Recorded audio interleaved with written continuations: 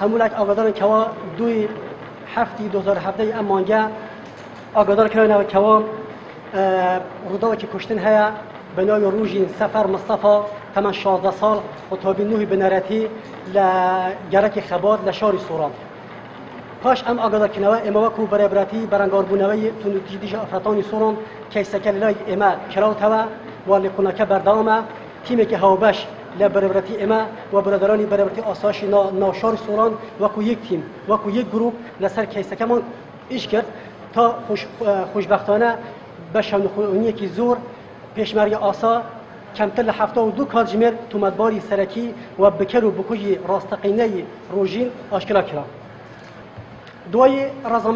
دوای برگتنی رضامندی لبرز دادوری لکنای سوران تومدبار لبرابطه آماده بود و دانی به توانکنا دواتر لبردن برز دادوری لکنای سوران دانی به توانک دانا بلام آوای گیرن که آیا بکوجکه کیه بوچ او توانقی زنایی انجام داد.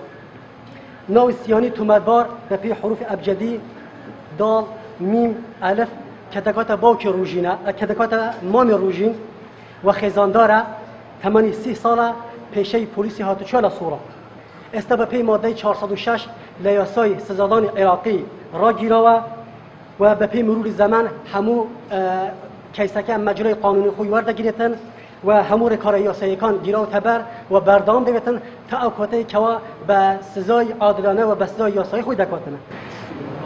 هوکار طبعا هیچ توانک به هوکار نیه. هر توانک هوکاری که دپشته. بلام هوکاری ام توانه جاری لجر نکولینه ویا. گرینگ اویا دانی به توانکی نوا که کشتنه. کشتنی روزینه دانی به توانکی نه. هندی کودکاری ما لمرحله تحقیقه هیچ نما یقصد اسمین سهوکاری.